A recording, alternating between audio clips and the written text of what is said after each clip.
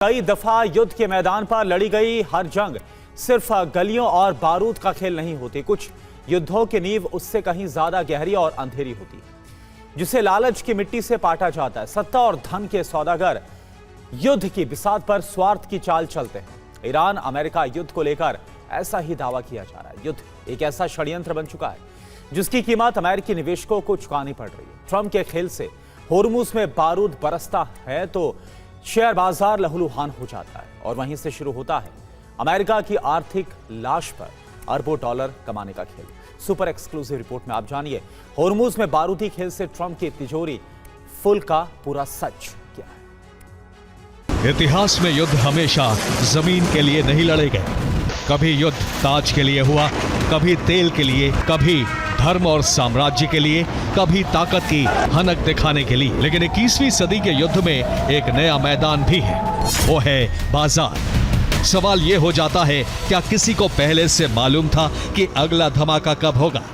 क्या किसी को पहले से पता था कि शांति का अगला संकेत कब आएगा? क्या किसी को पता था कि हॉर्मुज में बारूद कब बरसेगा?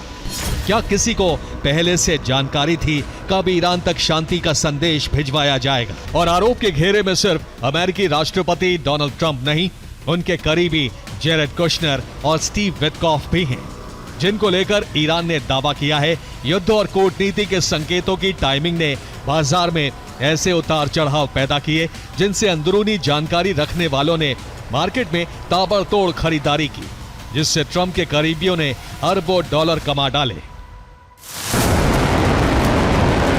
और ऐसा एक बार नहीं हुआ बल्कि बार बार हुआ, क्योंकि जब जब ट्रंप ईरान पर हमले का संकेत देते हैं तब तब मार्केट में तूफानी हलचल होती है।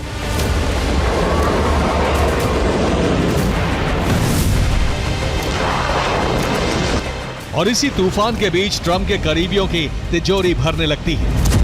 हालांकि यहां एक बात शुरुआत में साफ कर देनी जरूरी है कि ईरान की तरफ से लगाए गए ये आरोप हैं, इन्हें किसी अमेरिकी अदालत या स्वतंत्र जांच ने साबित नहीं किया है। ये गंभीर आरोप ईरान के वरिष्ठ सलाहकार ब्रिगेडियर जनरल मोहम्मद रजा नकवी ने लगाया है।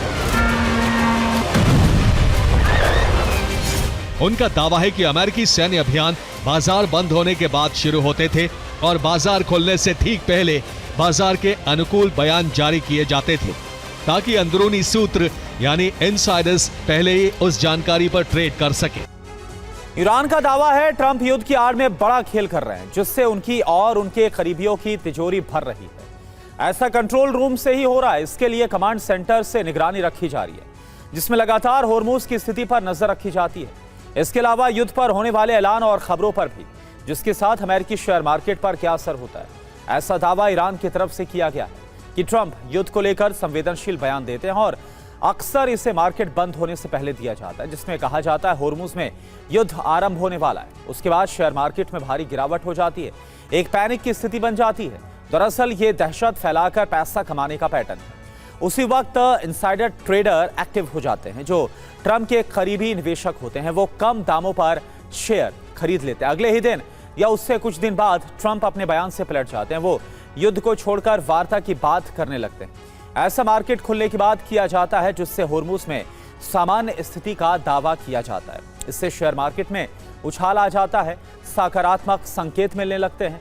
दरअसल इसी पैटर्न में फिर से इनसाइडर ट्रेडर एक्टिव हो जाते हैं, जो कम दामों पर खरीदे गए शेयरों को ऊंचे दामों पर बेचकर भारी मुनाफा लेकर निकल जाते हैं, जिनमें अधिकतर ट्रंप के करीबी होते हैं। ऐसा दावा ईरान की तरफ से किया गया है। यानी जब जब हॉर्मुज में बारूद बरसता है तो क्या ट्रंप की तिजोरी में डॉलर की बरसात का संकेत मिलता है?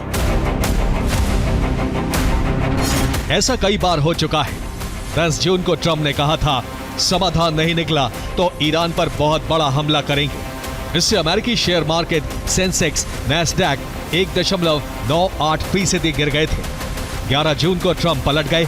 उन्होंने कहा ईरान पर संभावित हमला रद्द करते हैं, वार्ता जल्द हो सकती है। इससे नैस्डैक करीब 2.54% उठ गया था। इसी तरह का पैटर्न 8 जुलाई को देखा गया, जब ट्रंप ने कहा था मैं किसी भी सूरत में ईरान से करार नहीं कर सकता, हम युद्ध के लिए तैयार हैं। इससे नैस्डैक में करीब 1.5% की गिरावट हुई थी, जबकि 13 जुलाई को ट्रंप ने फिर बयान दिया जिसमें कहा ईरान नाकाबंदी पर शर्तों के साथ वार्ता को तैयार है, जिसके बाद नैस्डैक में 1.6% की बढ़त हुई थी। हालांकि अगस्त में भी ऐसी ही खबरें आई थी, जब ट्रंप के बयान से शेयर मार्केट में हलचल मच गई थी। और ये सब जानते हैं कि निवेशकों की कमाई ऐसे मौकों पर डूबती है और फायदा उन्हीं का होता है जिनके पास इनसाइड इंफॉर्मेशन होती है। हालांकि अभी भी परिस्थिति के मुताबिक हॉर्मुज में फिर से तनाव की स्थिति है, क्योंकि ईरान ने घेराबंदी बढ़ा दी है और उसने साफ कह दिया है अब हॉर्मुज पुरानी स्थिति में नहीं लौट सकता है। ईरान ने हॉर्मुज में मजबूत घेराबंदी की हुई है, जिससे अमेरिका प्रवेश नहीं कर पा रहा। बंदर अब्बास में ईरान का नेवल हेडक्वार्टर है। ईरान के पास 90 से 100 छोटे बड़े युद्धपोत हैं, जबकि 20 से 25 सबमरीन बताई जा रही, जिसमें फ्रिगेट क्लास के 5 शिप हैं। आरिस देना, आरिस शाहांद, आरिस जामरान, आरिस अलवांदा और आरिस अलवरोज। जबकि कॉर्वेट क्लास में आरिस बायुंदर और आरिस नागदी जैसे शिप मौजूद हैं, जिनके जरिए उसने हॉर्मुज में नाकाबंदी की हुई है, जो अमेरिका पर भारी पड़ती नजर आ रही है।